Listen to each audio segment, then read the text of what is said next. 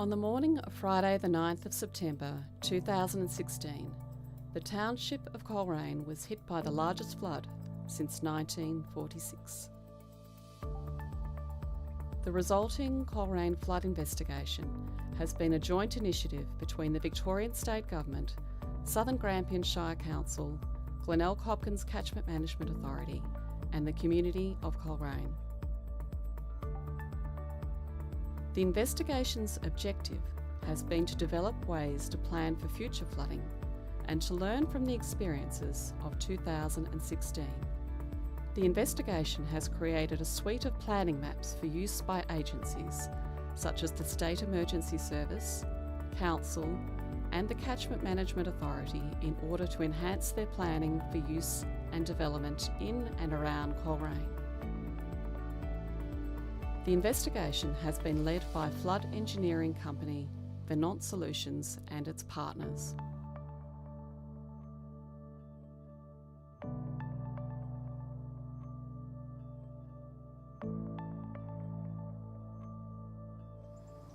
It's a very sad story of David Drummond and his two children lost in the flood of October 1870. And it's recorded in the Coleraine Albion that the flood came at midnight and the Drummonds had a small cottage behind the Coleraine Albion office building, and David attempted, before any help arrived, to try and save his two children and put them on his back and then tried to get through the floodwater, and unfortunately he was swept away. And it just is a reminder of what it is that we're trying to do with floodplain management, and this is the kind of situation that we're wanting to avoid. It's why we start off with a flood investigation, and then we look at ways to try and minimise the impact of flooding on people's lives. And really, to me, that's what we're all about with something like the Coleraine flood investigation.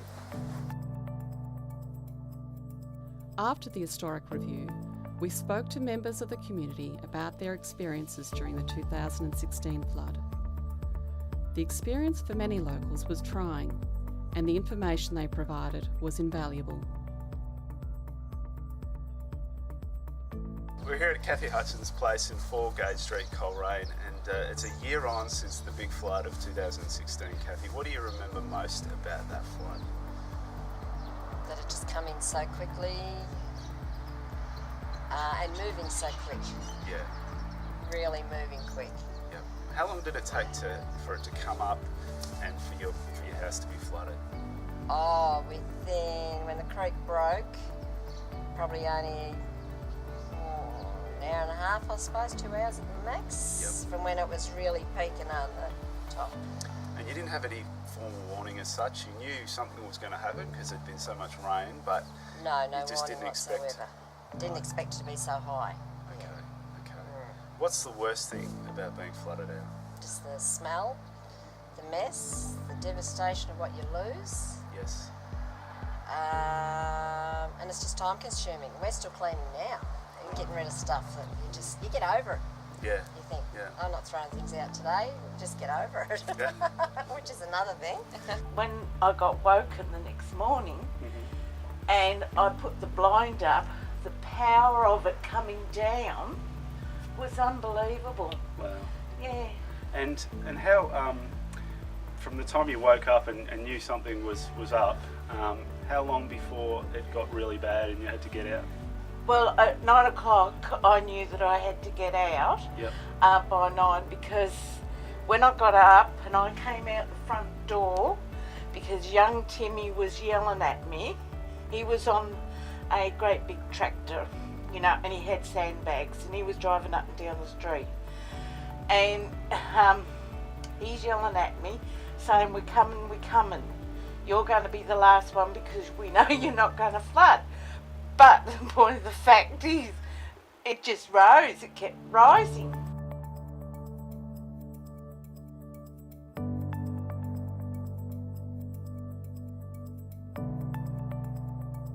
All of the information gained from the historic review and community consultation informed the technical component of the investigation. Engineers constructed a digital flood model to replicate the flooding throughout the town.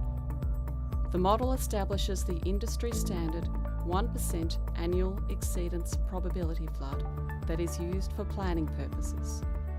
So Dexter, the flood investigation is really important for the town. What will the information be used for? Yeah, so a key aspect of the flood investigation is taking the community knowledge and modelling and wrapping that up into an institutional format that can be used by local government, SES and other government agencies for various projects such as planning, mitigation, flood warning, flood intelligence and just general education for the wider community. Michael, what will the Southern Grampians Shire Council use the information from the Coleraine flood investigation for?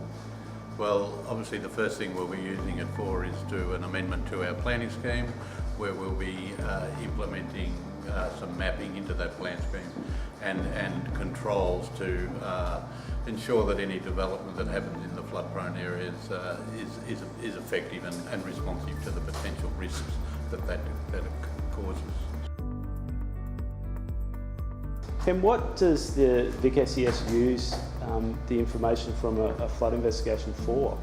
So the information from the flood investigation goes into what we call the municipal flood emergency management plans, and it helps inform us on what likelihood of flooding for places like Coleraine, and more importantly what community education we can give people to understand the flooding in their local area, what they can do and response plans should a flood arise. With this better information, how will that make your job and the job of your volunteers easier? With the information after the study, it helps us look at things like flood warning systems, education for the community in what they can do, and preparedness. So we know that a well-informed community can reduce the impacts of flood by about 70% if they're aware of what's happening. The investigation is going to look at ways we can mitigate flooding, ways we can decrease the impact of flooding. What are some of those that we're looking at? Yeah, so as far as mitigation goes, there's generally two categories we're looking at. One is structural, which is levees, road upgrades, drainage upgrades and the like, and non-structural. This includes planning scheme amendments, warning systems and other ways that damage can be mitigated to the community. The flood investigation has been a comprehensive first step in planning for the next flood through Coleraine. It means we will be much better prepared for flooding and can more effectively protect life, property and community infrastructure through improved flood response and recovery measures. As this investigation concludes, the work of implementing the findings and their impact on Coleraine begins in earnest.